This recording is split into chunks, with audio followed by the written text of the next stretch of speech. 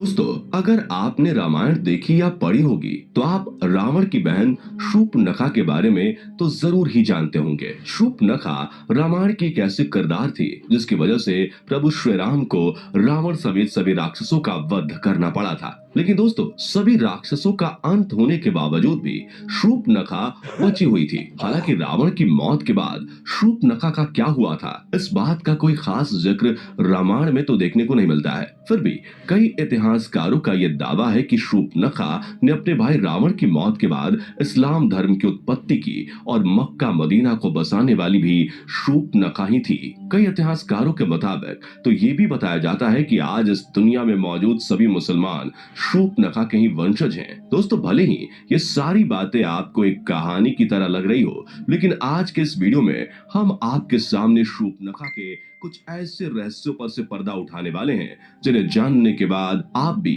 दांतों तले उंगलियां दबा लेंगे। दोस्तों, रामायण के अनुसार हमें यह बताया जाता है कि जब रावण ने माता सीता का अपहरण किया था तो भगवान श्री राम ने माता सीता को आजाद करने के लिए रावण समेत उसके पूरे वंश का नाश कर दिया था। लेकिन इन सभी राक्षसों में रावण का छोटा भाई विभीषण हमेशा धर्म के रास्ते पर ही चलता था और विभीषण ने इसी तरह धर्म का साथ देते हुए अपने भाई रावण के बजाय प्रभु श्री राम की सेना को चुना। इसके बाद जब प्रभु श्री राम ने रावण का वध करके माता सीता को आजाद कराया था तो उन्होंने लंका का सारा राजपाट और जिम्मेदारियां विभीषण को सौंप दी थी। लेकिन उसके बाद शूर्पणखा कहां गई और आखिर उसका क्या हुआ था, इस बात का जिक्र हमें रामायण के किसी भी पन्ने पर नहीं मिलता है। दरअसल दोस्तों, जब शूर्पणखा भगवान श्री राम से आकर्षित होकर उनसे विवाह करने का प्रस्ताव लेकर आती हैं, तो भगवान श्री राम शूर्पणखा से विवाह करने के लिए उसे साफ साफ मना कर देते हैं, क्योंकि भगवान राम पहले ही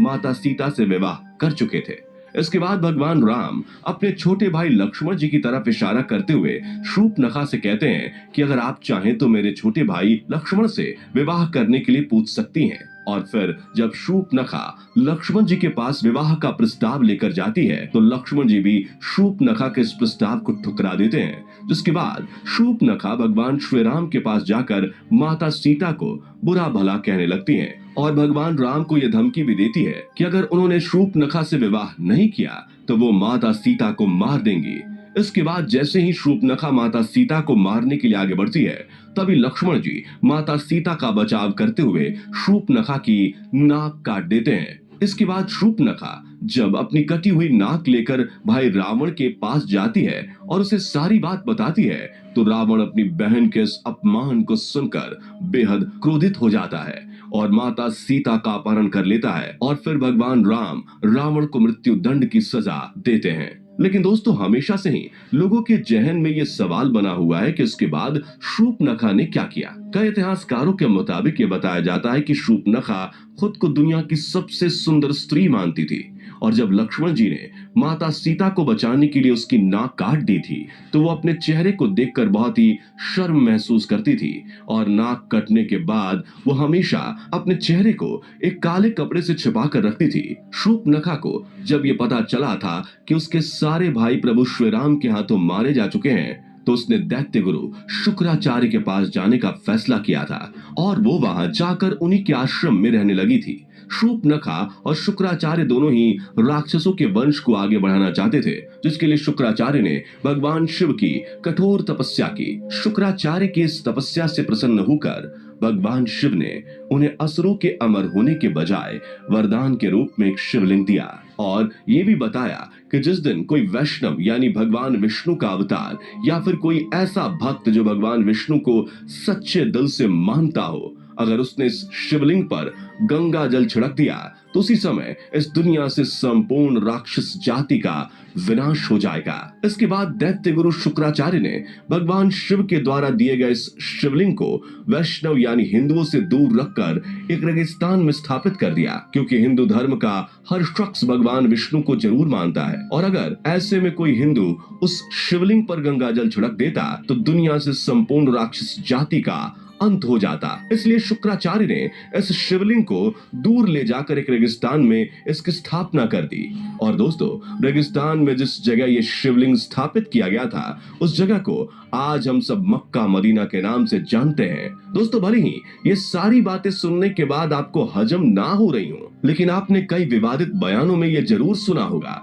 कि प्राचीन काल में यहाँ पर मंकेश्वर महादेव का एक मंदिर हुआ करता था, जहाँ भगवान शिव का एक शिवलिंग स्थापित था। दोस्तों, ये वही शिवलिंग है जिसे भगवान शिव ने दैत्यों के गुरु शुक्राचार्य को दिया था, और इस शिवलिंग को दैत्य गुरु शुक्राचार्य ने हिंदुओं से छुपाने के लिए भारत से दूर सऊदी अरब में मक्का में स्थापित कर दिया था। शुक्राचार्य ने इस शिवलिंग को सऊदी अरब में इसलिए स्थापित किया था क्योंकि उन्हें ऐसा लगता था कि ये बात कभी किसी हिंदू को नहीं पता चलेगी और इससे राक्षसों का वंश भी सुरक्षित रहकर आगे बढ़ता जाएगा। आपको बता दें कि दैत्य गुरु शुक्राचार्य ने इस शिवलिंग की सुरक्षा का काम शूर्पणखा को सौंप दिया था। उस समय शूर्पणखा हमेशा ही अपने चेहरे को कपड़े से ढककर रखा करती थी, और फिर शूर्पणखा ने अपने वंश को आगे बढ़ने के लिए कई बच्चों को जन्म दिया, जिसके बाद वही बच्चे आज शूर्पणखा की इस परंपरा को निभाते आ रहे हैं। जी हाँ दोस्तों, हम बात कर रहे हैं मुसलमानों की, क्योंकि आपने जब भी मुसलमान महिलाओं को देखा होगा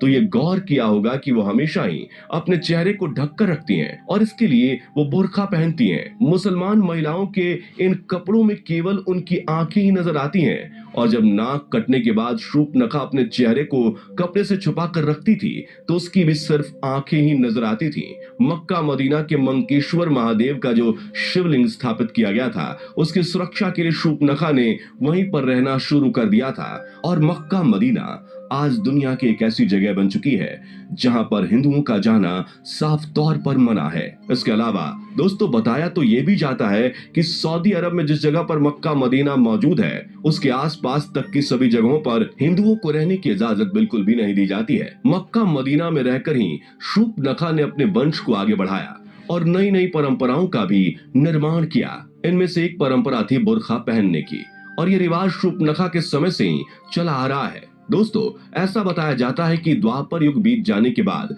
शूर्पणखा के वंशज आज के समय में इब्राहिम धर्म के अनुयायी हैं, और इस वजह से इस्लाम धर्म में शुक्रवार को एक विशेष महत्व दिया जाता है। इस बात का जिक्र धार्मिक ग्रंथों में भी किया जा चुका है। अब दोस्तों, ये सारी बातें किनारे करके अगर इस कहानी पर गौर फरमाया जाए तो जरा एक बार सोच कर देखिए कि आखिर ऐसी कौन सी वजह है जिसके चलते किसी भी हिंदू का मक्का मदीना के अंदर जाना साफ तौर पर मना है, और अगर कोई हिंदू चाहे भी तो मक्का मदीना के अंदर नहीं जा सकता। आखिर कौन सी चीज है जो सभी हिंदुओं को मक्का मदीना के अंदर जाने से रोकती है? दोस्तों, इस बात के पीछे ऐसा कोई ना कोई ठोस कारण तो जरूर होगा जिसने हिंदुओं के वहां जाने पर प्रतिबंध लगा रखा है। अगर ध्यान दें तो ये सारी बातें केवल एक ही तरफ इशारा करती हैं कि शायद मुसलमानों का शूर्पणखा के वंशज होने वाली ये बात हकीकत हो सकती है, और सारे मुसलमान इस बात से डरते हैं कि अगर कोई हिंदू गलती से भी मक्का मदीना के अंदर चला गया और उसने इस शिवलिंग पर गंगा जल छिड़क दिया